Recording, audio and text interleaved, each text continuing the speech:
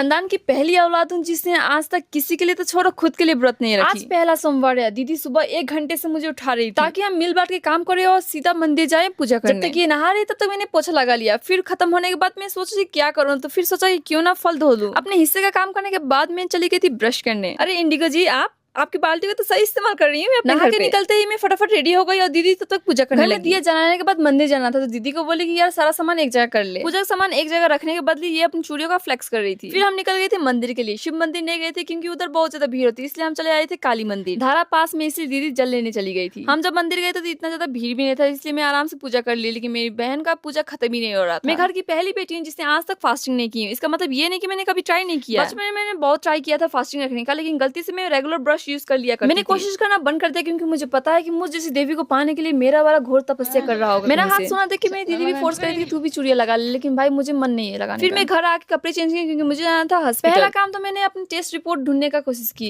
क्योंकि सारा test report मेरा मिसिंग हो गया था, इसलिए डुप्लीकेट बना के दिया। उसके बाद मैं चली गई थी डॉक्टर से मिलने। तो यार इतना ज्यादा लंबा लाइन लगी हुई थी कि मुझे वेट करना पड़ा। 2 घंटे वेट करने के बाद मेरा नाम आया। उसके बाद मैंने रिपोर्ट दिखाया और फिर मैं घर के लिए निकल। घर जाने से पहले मुझे मन किया था कुछ खा के जाऊं, तो इसलिए मैं चली गई थी पानी पूरी खाने। जब बोली प्याज और चटनी डाल देने को तो भैया रिमाइंड कर रहे हैं कि यार सावन है और शायद नहीं खाना चाहिए आप लोगों को। मैंने कहा भाई मुझे सब कुछ चलता है। जैसे घर पहुंची तो पापा का कॉल आया कि मम्मी को आयुर्वेदिक हॉस्पिटल लेके चले जाओ। मैं जब हॉस्पिटल से आई तो यार इतना धूप नहीं लगा था, लेकिन मम्मी को जब लेके जा रही थी तो भाई इतना कड़क धूप लगी हुई थी। फर्स्ट टाइम हम आयुर्वेदिक क्लिनिक जा रहे थे और हमें एड्रेस पता नहीं था। सिलीगुड़ी जाके इतना ज्यादा ट्रीटमेंट करवाते लेकिन फिर भी उनके शरीर पे कुछ भी असर नहीं करता। फिर किसी के थ्रू से पता चला कि देवराली में एक अच्छा सा आयुर्वेदिक क्लिनिक है। हमें एड्रेस ढंग से पता नहीं था, इसलिए हम रास्ते में पूछते गए। तब पता चला कि देवराली में नामगल इंस्टीट्यूट ऑफ टिबेटोलॉजी है, जिसके अंदर नामगल सोरी क्लिनिक खुली हुई थी। फर्स्ट टाइम था और अंदर जाते यार इतना ज्यादा साइलेंट। इधर का जो डॉक्टर थे वो एक फैकल्टी का भी काम कर रहे थे। डॉक्टर से मिले तो यार इतना ज्यादा काइंड हुआ, हमारी बात आराम से सुने और मम्मी को भी अच्छे से समझाया। इस क्लिनिक में ट्रेडिशनल टिबेटियन मेडिसिन ऑफर किया जाता था जो कि 50% ऑफ था अगर आपके पास आधार कार्ड हो। और ये एक गवर्नमेंट हॉस्पिटल है जो कि मुझे नहीं पता था, डॉक्टर से पूछने के बाद पता चला। दिन भर हॉस्पिटल के चक्कर लगाने के बाद हम पहुंचे थे 4 बजे घर। लंच करने के बाद फिर मैं पापा के लिए लंच लेके चली गई थी शॉप पे।